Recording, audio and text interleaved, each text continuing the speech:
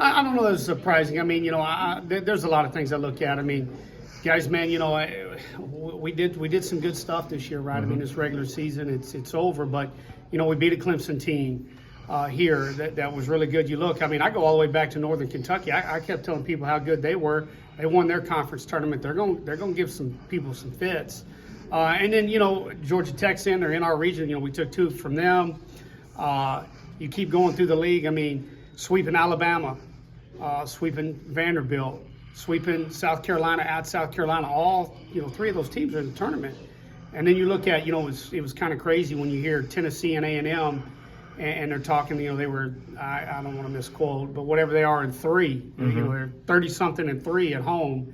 And we're one of those 3 losses. I mean, those are tough places to play. So, you look at our total body of work, and, I'm not on the committee, and I'm not here to say that somebody shouldn't have got it or should got it or whatever else. But I felt pretty good about our resume. Well, what about the field? Obviously, very familiar with Georgia Tech. Army's got a good little team. And UNC Wilmington, if I'm not mistaken, didn't they beat Wake Forest last year in their regional? Yes, they did. And then, Wake had to come back and beat them twice. Starting with Army, they can really pitch. It's going to be a different look. It's not a ton of velo. Don't get me wrong, I mean to throw the ball. You know what I'm saying? But it's not like it's going to be a guy. They got a guy who throws hundreds, I guess is what I'm trying to say. They can really pitch. They mix their pitches well. They got a couple guys who can, especially, right there in the middle of the order, they got a couple guys hitting over 300 with 14, 15 homers. They got 4 or 5 guys who can steal some bases. So they're gonna do a lot of things. They're gonna be able to bunt and do that. I don't want to get too caught up in matchups after that, but UNC Wilmington we know is extremely offensive. They always have been. They're going to be really good. They've got 2 really good starters on the mound.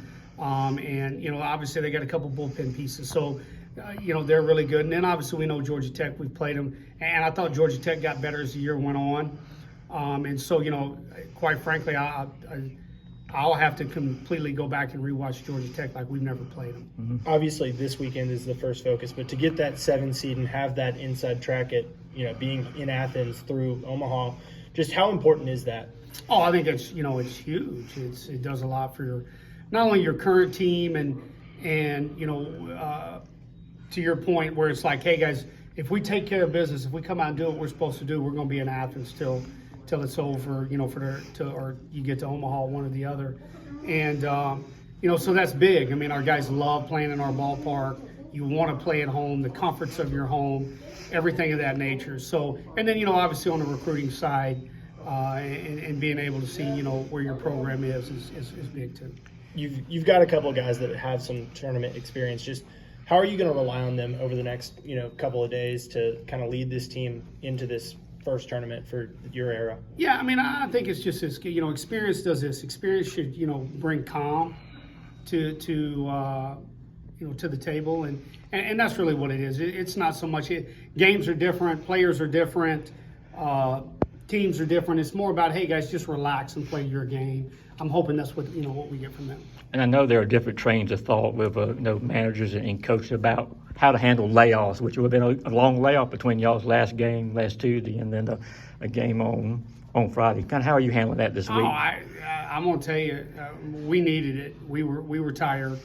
We obviously been working out some, and just from the stuff I've seen from our pitching staff, I was like, wow, okay, yeah, sometimes at the time you think the loss is extremely, extremely bad. You're mad. There's a lot of things you're not happy with because you lost. But I think it was on Sunday or it was yesterday when you start to look, it's like, man, the break. Our guys needed to get their legs back underneath them. Our pitchers needed a little reset, and we got it. So hopefully, we'll be able to carry that momentum into Friday. Talking about the pitchers, just have you had any time to think about what the rotation might look like for the first few games? No, I hadn't. I'll start. Now it's like we joke, you better have rested up Saturday and Sunday because you're not going to sleep for the next 3 days. But I'll look at that. But no.